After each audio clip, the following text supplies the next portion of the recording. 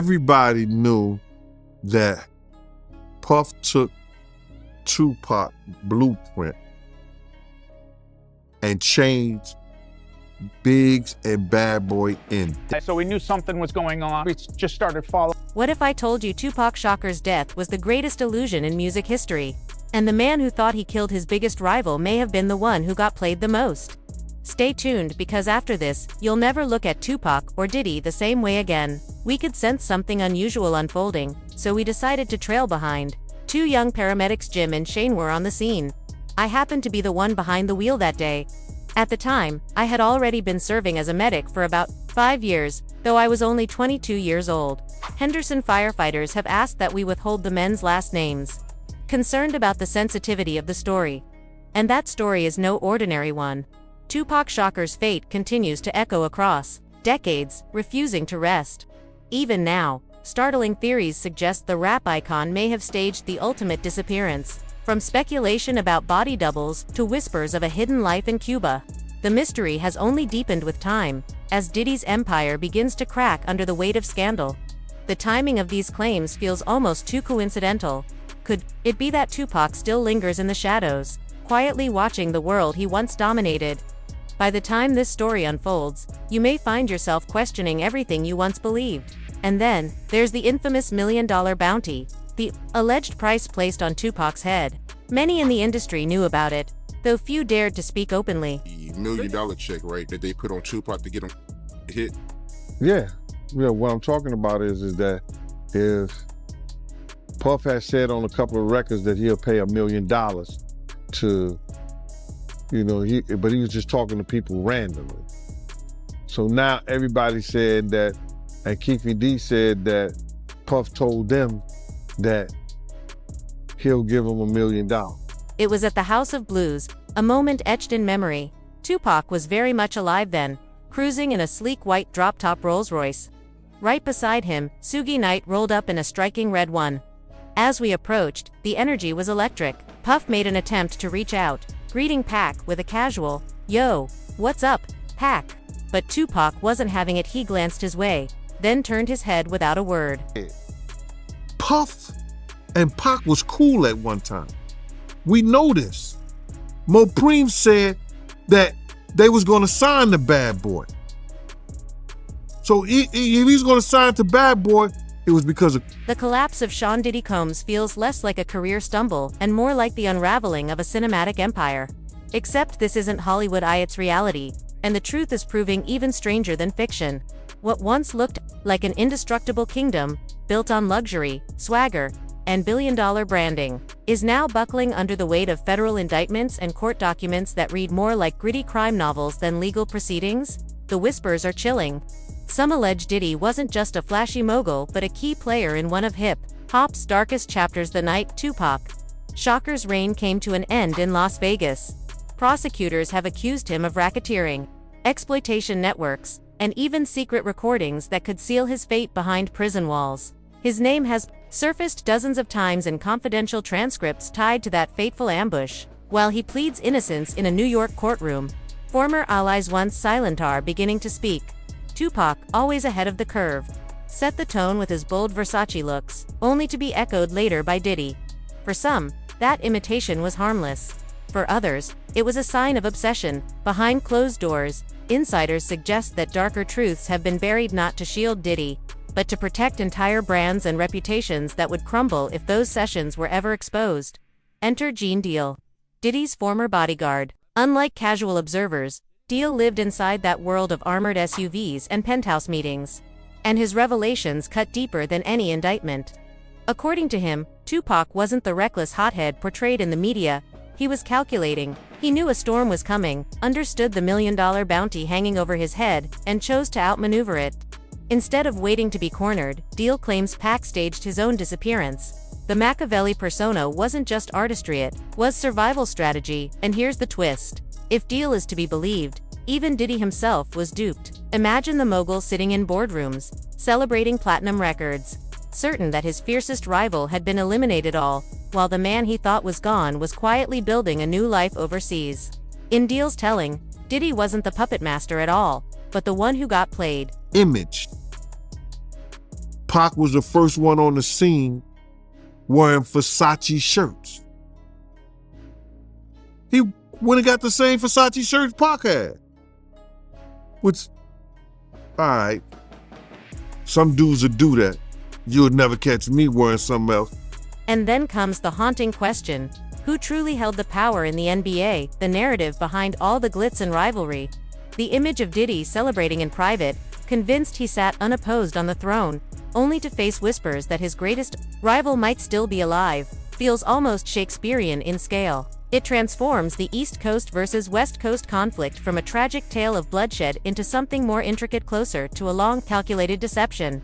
If viewed through that lens, the very possibility shakes the foundation of hip-hop history. Even Gene Deal put it in stark terms. While Tupac and Biggie clashed, their feud never cut as deep as the public believed.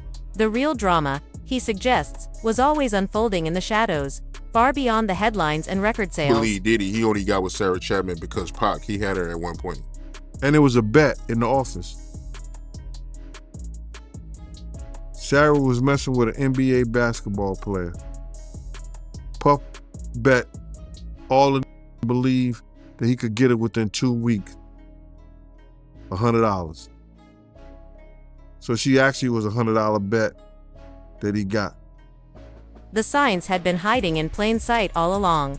Fans pored over the Don Killuminati, the 7-Day Theory, captivated by its chilling subtitle and the cryptic message, "Exit Tupac, enter Machiavelli." Some even noticed that Machiavelli could be rearranged into the phrase "I am alive." For years, these details were dismissed as nothing more than dark Easter eggs from a young artist preoccupied with mortality. But what if they weren't riddles at all? What if they were instructions? A code, carefully placed by a man who had studied Machiavelli's lessons on illusion and survival. If Gene Deal's testimony is true, then Machiavelli wasn't a requiem, it was a blueprint. The inconsistencies only add fuel to the fire. Official records listed Tupac at 6 feet tall and 215 pounds, while friends remembered him as 5'10", barely 170. The autopsy photo, blurred and unconvincing, left the public doubtful from the start. And then there was the cremator, who supposedly handled Tupac's remains. He retired immediately and vanished from sight, sparking decades of speculation. Was he silenced? Was there ever a body at all? Even those who mourned him admitted it felt like time had stopped. Losing someone like Pac, one voice said, was like being frozen, while the world keeps moving on without you. Yet the years only made the stories grow stranger. Michael Nice, a former security officer, told TMZ that he personally helped smuggle Tupac out after the hit was ordered. He claimed Fidel Castro himself approved the escape, even arranging a body swap to sell the illusion. Nice insisted Pac wasn't shot dead in Las Vegas. He was flown out under the protection of the Black Panthers, first to Barbados and then to Cuba. In Nice's telling, Tupac even co-piloted the plane, shaking hands with his rescuers as though stepping into legend. And then, just as he promised proof, Nice was found dead under suspicious circumstances. Coincidence or the cost of knowing too much? The sightings have never stopped. Havana locals whisper about a man in bandana and shades, broader and bearded, but with unmistakable eyes. Others claim he's been seen in Belize, or even back in New Jersey. Online, grainy photos surface back with Beyoncé, Pac with 50 Cent. Most are dismissed as fakes, but they keep the belief alive. Even celebrities have hinted at the possibility. One quipped, "No one's been arrested because Pac's not gone. He's out there somewhere, smoking a Cuban cigar." Too many, the case feels less like a crime scene and more like a stage play still unfolding. Even his mother once said Tupac chose to leave quietly.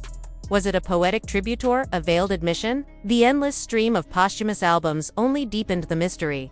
Each release so raw and alive, it felt like Pac had never left the booth. And everything, in the end, circles back to Gene Deal's claims. He insists Tupac wasn't caught off guard. He saw betrayal coming. He knew the cost of staying independent in an industry controlled by moguls who doubled as kingmakers and enforcers. Instead of bowing down, he flipped the script. Machiavelli became more than a persona, it became his lifeline. Deal believes Pac may have built a secret life in exile, waiting for the perfect moment to expose the man who believed he had ended him. The cracks in the official story were visible from the beginning. Whispers of a body double swapped into the hospital bed, reports that didn't match the man everyone knew, and the suspiciously rushed cremation.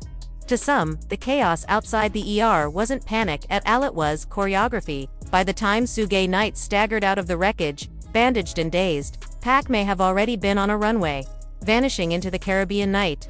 Even eyewitnesses weren't sure what they were seeing. A paramedic recalled pulling a man from Suge Knight's bullet-riddled BMW, not realizing until an officer leaned in to confirm. This wasn't just any patient. This was Tupac Shakur. And just days earlier at the House of Blues, the tension had already been simmering. Pac arrived in a white drop-top Rolls-Royce, Suge in a red one. Puff tried to greet him. "Yo, what up, Pac?" But Pac brushed him off, eyes fixed on his phone. Puff muttered, "Forget him, speak to Suga. Suga's the boss." When Suga asked if there was any problem, Puff pressed, "You think we're good out here?" Suga's reply was cryptic. "You should be." "I don't." It was a moment heavy with foreshadowing one more thread in a web of power, betrayal, and survival that still refuses to unravel. Sugi brushed it off. "I don't know about any problems you've got, bruh." At that point, Tupac was still very much alive now. Decades later, as Diddy faces federal charges of exploitation and coercion, the irony is striking. In 1996, he may have believed he executed the perfect plan, but if Tupac survived, then his so-called victory was nothing more than smoke and mirrors. One critic didn't hold back, calling Diddy a man without class, compassion, or heart, just rot at the center of a crumbling empire. They went further, saying that once this trial ends, they never want to hear his name again. Jealousy added fuel to the fire. Those close to the circle say Diddy seemed fixated on following in Pac's footsteps even in his personal life, pursuing the same women Pac had been linked to. It was less admiration than obsession, a pattern that hinted at deeper resentment. But the inconsistencies refused to disappear. Conflicting reports, questionable autopsy records, and whispered confessions. Together, they all point toward one chilling possibility. What if that night in Las Vegas wasn't the end of Tupac Shakur, but the beginning of the greatest disappearance in music history? What if the gunfire was staged, the hospital stay, a performance, and the man himself slipped into the shadows, building a secret life away from the spotlight? If that's true, then the story is far from finished. And now, with Diddy's empire collapsing under the weight of scandal, we may be approaching the moment when the truth finally breaks through. As well. Where do you stand with what happened with Tupac? Do you think Biggie was a part of it? You think Puff was a part of it? I never heard Puff say anything about doing anything to Tupac or Suge. Right. I've heard people around Puff say things about that, but I never. Came back downstairs, he was heated. He said, "Yo, Gene, I got 126 employees, and these people depend on me for their livelihoods. If these white folks thought or they would think that I had anything to do with any kind of, they wasn't gonna, and they not gonna with me." He said, "I'm a businessman. I'm about making money, but something gotta change. I don't give a if Pac gotta die, Big gotta die, or Suge Knight go to jail. Something's gotta change." And he took upstairs, he turned around and walked back upstairs. And it didn't dawn on me what he said. And then my man looked at me and Bun was like, "Yo, that dead Big." Amid all the swirling theories, one thread refuses to fade: the Black Panthers. Tupac Shakur wasn't simply a hip-hop star caught in the crossfire of industry rivalries. He was the child of a movement. His mother, Afeni Shakur, had been a Panther. His godfather, a militant organizer, spent decades in direct conflict with federal authorities. With roots this deep, it isn't hard to imagine there might have already been a safety net in place for him when Los Angeles and Las Vegas became too dangerous. Some insiders even claim the Vegas shooting wasn't chaos at all, it was a signal, a trigger for a carefully orchestrated extraction, carried out by people who knew exactly how to disappear under pressure. And if any group had the motivation, discipline, and skill to pull it off right under the government's nose, it was the Panthers. What greater act of defiance than preserving the life of the most outspoken rapper of his generation? The theory gains even more weight when you remember his Aunt Assata Shakur, still one of the most wanted women in America after escaping prison and resurfacing in Cuba. If she could vanish from federal custody and find protection on an island that openly defies Washington, why couldn't her nephew do the same? Whispers suggest the very same channels that carried Assata to Havana may have been reactivated for Tupac. To the Panthers. This wasn't about saving a celebrity, it was about preserving a legacy. He wasn't only a rapper. He was the son of the struggle. Every lyric railing against oppression, every verse demanding resistance, became proof he was more than entertainment. He was a symbol they could not allow to be silenced. Michael Nice's testimony only fuels the theory. He described the escape like a scene from a heist film, Tupac boarding a private jet, surrounded by Panther operatives, the atmosphere tense like a prison break. According to him, the team was small but tight-knit himself, his brother, the pilot, Tupac at the co-pilot's side, and 2 Panther members on board. Once the wheels lifted from the runway, relief flooded the cabin. They had broken free of the trap. Back on the ground, the confusion told another story. Police cruisers swarmed, sirens screaming, as if something critical had just slipped through their grasp. And there were witnesses that night who are only now speaking publicly. 2 young paramedics, Jim and Shane. Now firefighters in Henderson were nearby when the chaos erupted. I was driving, 22 years old, with 5 years of medic work already. Behind me, we followed the flashing lights, pulled in behind the scene, and for the first time, they've agreed to share what they saw that night, an account that may change how the world remembers it. He was knocking down all the women that he thought Pac was knocking down. And what I mean is having. Why would you want to have with women you know for sure a dude that was once cool with you? Suge Knight, co-founder of Death Row Records, was behind the wheel of the BMW the night Tupac went down. But according to Michael Nice, what unfolded afterward wasn't chaos, it was strategy. Nice claimed the operation had been sanctioned at the highest level, with Fidel Castro himself giving approval under strict conditions. Silence, invisibility, and no moves that could drag Cuba into an international scandal. That claim draws eerie parallels to another infamous figure, Epstein. Commentators point out that Epstein held compromising tapes on some of the world's most powerful people, yet the official narrative insists he ended his own life. Do you really believe that? One voice asked. The implication is clear: when stakes are that high, the truth rarely plays out in the open. And just as Nice promised to deliver proof of Tupac's survival, he suddenly turned up dead. Coincidence? Fans don't think so.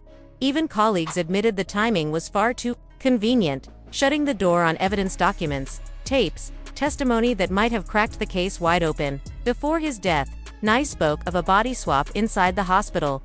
Massive payoffs changing hands, and even a stand-in posing as Tupac's lifeless body.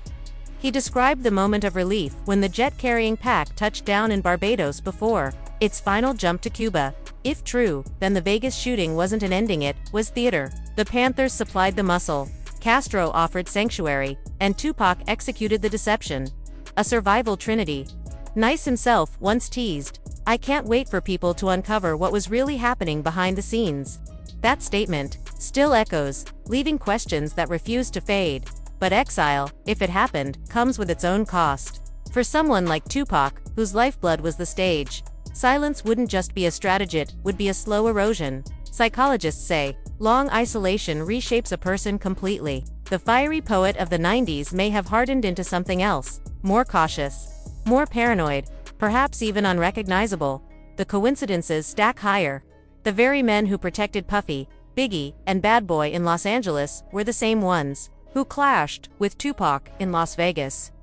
That is a no coincidence, one insider said. It's a setup. Why tell the youngest crew member that Pac's chain snatchers were waiting at the casino elevators instead of warning Suge or his top security? Why put the main earner in the line of fire? That boy was set up, the insider insisted, and that raises a haunting possibility.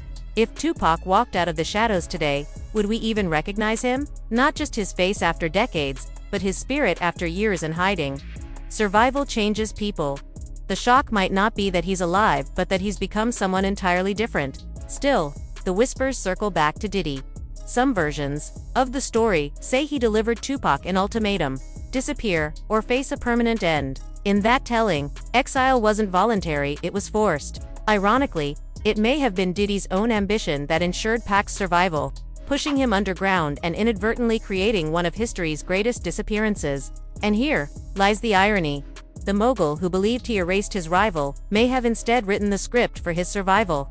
For decades, Diddy flaunted untouchable wealth and power while the walls quietly closed in. Now, with prosecutors circling and former allies defecting, the whispers of Tupac's return grow louder.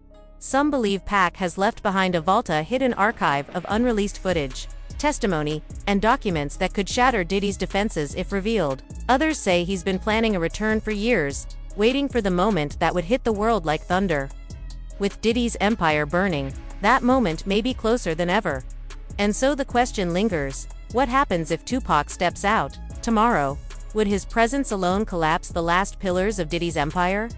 Could he rewrite everything we thought we knew about the East Coast-West Coast War? Or would his return unleash chaos, proving how far power went to bury the truth?